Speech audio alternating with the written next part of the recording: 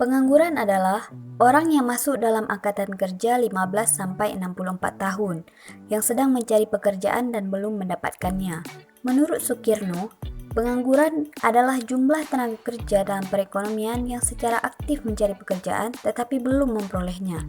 Selanjutnya, International Labour Organization atau ILO memberikan definisi pengangguran, yaitu pengangguran terbuka adalah seseorang yang termasuk kelompok penduduk usia kerja yang selama periode tertentu tidak bekerja dan bersedia menerima pekerjaan serta sedang mencari pekerjaan.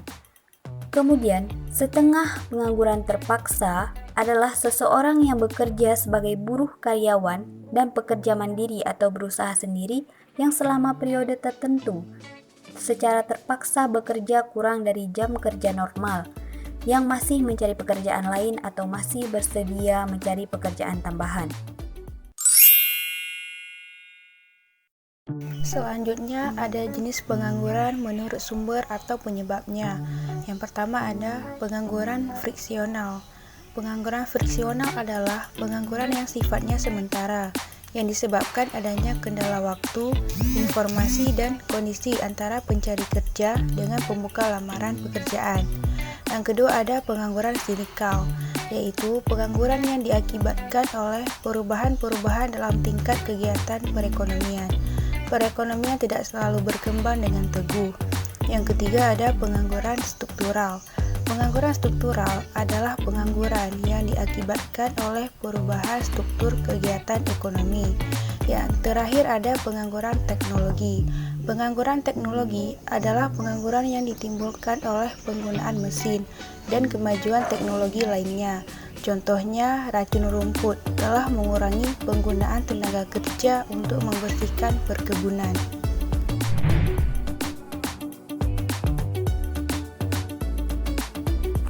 Jumlah pengangguran yang terus meningkat merupakan masalah pembangunan yang serius.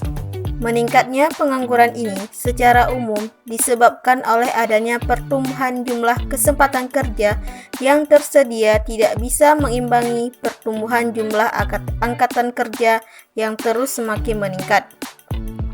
Ketidakseimbangan antara aspek penawaran dan permintaan, baik dari segi jumlah dan kualitas, dapat menimbulkan akibat pengangguran yang serius. Pengangguran yang sudah sangat kronis dan bersifat struktural pada umumnya akan membawa dampak negatif terhadap pembangunan lingkungan, sosial, ekonomi, dan politik pada suatu negara. Pengangguran yang sudah bersifat struktural ini sangat berpengaruh terhadap pencapaian kesejahteraan masyarakat dan prospek pembangunan di negara yang bersangkutan. Adapun dampak yang ditimbulkan dari pengangguran terhadap diri sendiri adalah sebagai berikut. Yang pertama, pengangguran dapat menghilangkan mata pencaharian dan pendapatan individu yang mengalaminya. Yang kedua, pengangguran dapat menghilangkan keterampilan setiap individu. Yang ketiga, pengangguran akan menimbulkan ketidakstabilan sosial dan politik seperti tindak kejahatan. Yang keempat, adanya rasa malu pada diri sendiri bila berinteraksi dengan orang lain. Yang kelima, menjadi beban mental bagi diri sendiri. Adapun dampak pengangguran terhadap masyarakat adalah sebagai berikut. Pertama, munculnya konflik pada pemerintahan. Saling tidak percaya terhadap kemampuan menyediakan pekerjaan dapat menjadi penyebab adanya konflik karena adanya pengangguran. Yang kedua, kesenjangan kesempatan bekerja. Pengangguran akan merasa diperlakukan tidak adil ketika ada seseorang yang memiliki pekerjaan. Yang ketiga, meningkatnya angka kemiskinan. Dengan banyak pengangguran, maka tingkat kesejahteraan akan menurun dan masyarakat miskin akan bertambah. Yang keempat, konflik rumah tangga akan meningkat. Tidak bisa dipungkiri bahwa ketika seorang bekerja dan tidak bekerja, maka akan memunculkan beberapa masalah internal dalam rumah tangga. Yang kelima, kesenjangan sosial dapat berkelanjutan dari angka kemiskinan yang meningkat, akan munculnya permasalahan-permasalahan pada bidang sosial. Pengangguran mempunyai dampak yang berimbas pada perekonomian ataupun kehidupan bermasyarakat. Berikut ini adalah dampak dari adanya pengangguran. Yang pertama, dampak bagi perekonomian negara, yaitu berupa penurunan pendapatan rata-rata penduduk per kapita, penurunan penerimaan pemerintah dari sektor pajak, meningkatnya biaya sosial yang harus dikeluarkan pemerintah, dan menambah hutang negara. Selanjutnya yang kedua, dampak bagi masyarakat, yaitu berupa menghilangkan keterampilan seseorang karena kemampuan yang tidak digunakan, menimbulkan ketidakstabilan politik dan sosial. Pengangguran adalah beban psikis dan psikologis bagi si penganggur ataupun keluarganya. Dan yang terakhir, dapat memicu terjadinya aksi kriminalitas ataupun kejahatan. Ada beberapa hal yang menyebabkan terjadinya pengangguran, yaitu 1. Jumlah tenaga kerja dan jumlah lapangan pekerjaan tidak seimbang. 2. Kemajuan teknologi.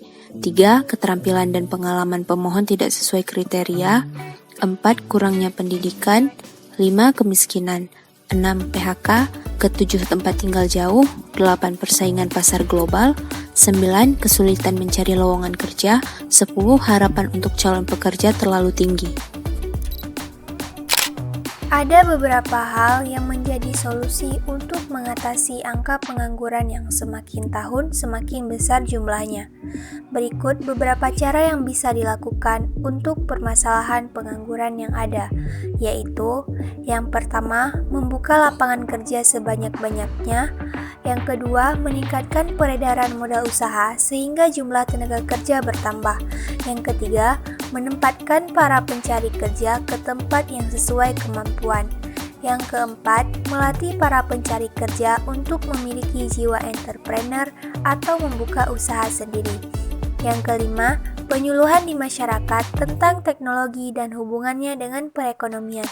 Dan yang terakhir, training dan pelatihan sertifikasi untuk para calon pekerja.